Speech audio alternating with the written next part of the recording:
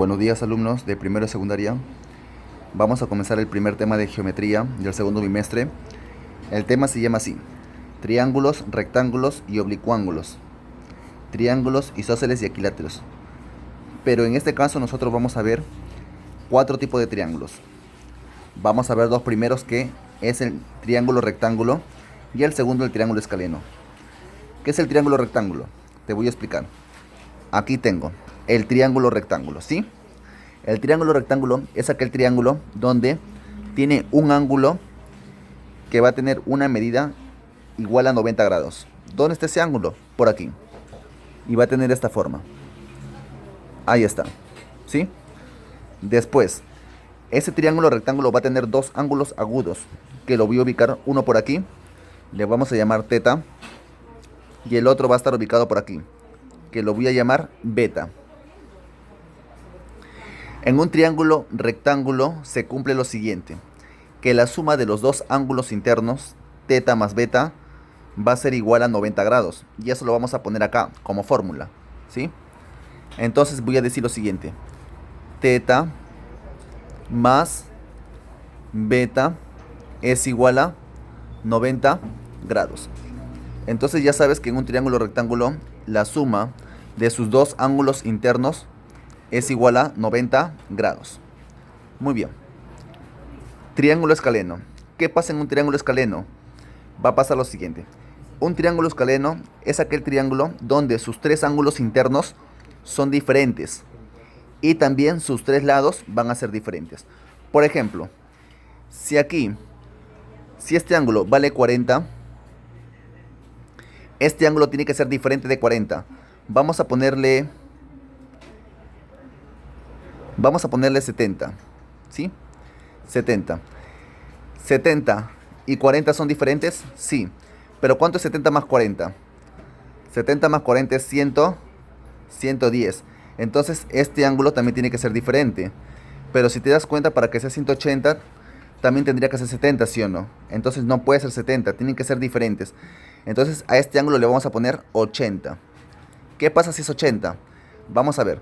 80 más 40 es 120. ¿Cuánto me falta para 180?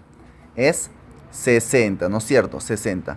Entonces ahora sí, los tres ángulos son diferentes. Uno es 40, el otro es 80 y el otro es 60. Vamos a poner acá bien 80. Ahí está. 80. Él es 40 y él es 60. Sus tres ángulos son diferentes. Y sus tres lados también van a ser diferentes. Por ejemplo, si acá le pongo 7, este lado tiene que ser diferente de 7. Le voy a poner 10, ¿sí? Si él es 7 y él es 10, este lado también tiene que ser diferente. Vamos a ponerle otro valor. Vamos a ponerle 9, ¿sí? Entonces, repasando, ¿qué es un triángulo escaleno?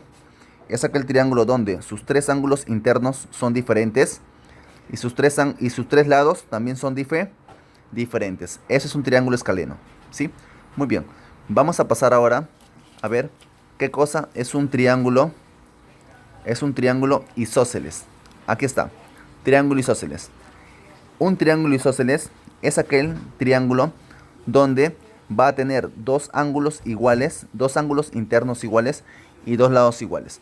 Por ejemplo, tengo este triángulo y acá tengo un ángulo interno y tengo un ángulo interno. Entonces, mira lo que pasa.